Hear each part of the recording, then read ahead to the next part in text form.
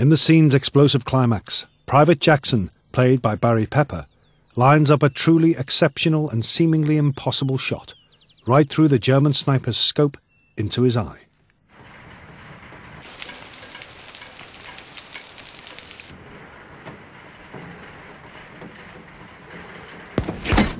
But can this be done? The church shot was inspired by an actual shot that Gunnery Sergeant Carlos Hathcock took in Vietnam. It was a sniper versus sniper situation. He saw a glint of scope at a distance and took a snapshot at that. The bullet actually went down the scope tube and went right into the counter sniper's eye. The difference between the shot that's conducted there versus the Saving Private Ryan shot by Jackson is, of course, the distance is about 450 yards as quoted in the movie. On a shooting range in the West Virginia mountains, Rod and Mike are trying to recreate the shot at 100 yards, just as it was in Vietnam. Then they'll see if the same shot is achievable at 400 yards, roughly the distance in the film. But even using modern technology, Rod's not convinced the longer shot is possible. The quality of the rifle then and the quality of rifle now, I don't think we can replicate it now at 450 yards. Modern snipers work in pairs. The spotter monitors wind conditions, and unlike the shooter, his scope isn't subject to the gun's recoil, so it stays on target, ensuring greater accuracy. No wind. Hold center mass, hold, send. And ceasefire. Check chamber. It is a direct hit, but did it go right through the scope, like in the film? Yeah, it's a good shot, Mike. So as the round penetrated, shattered the glass and the mechanism, and then the mechanism blew out the side, but the bullet maintained all the way through and impacted the eye socket. That's a pretty nice round hole. Good job, Mike. Good shot. So the shot is possible at 100 yards.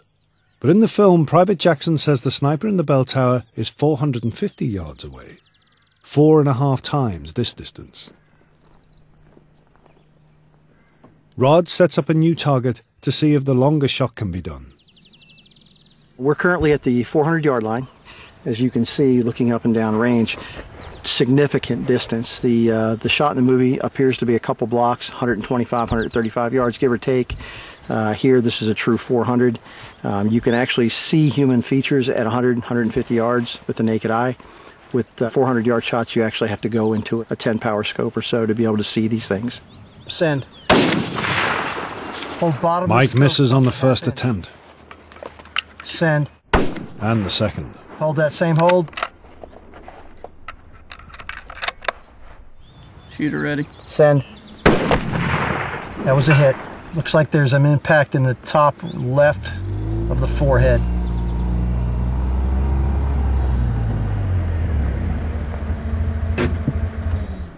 Looks like it hit, smashed, hit the top of the scope, ricocheted higher in the forehead, and then the bullet went right through the skull there and then exited right there.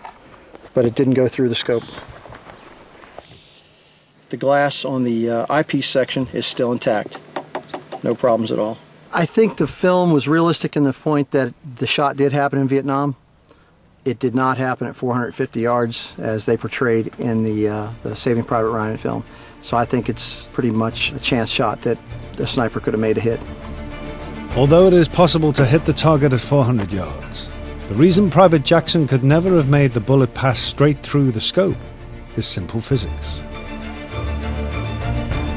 As soon as a bullet leaves a gun, gravity pulls it downward, making it travel in an arc. Shooters compensate by aiming slightly above their target. So at 100 yards, the arc of the bullet is small enough to enable it to pass through the scope. But at 400 yards, the arc is much greater, meaning the bullet will hit the top of the target, making the shot in the film extremely unlikely.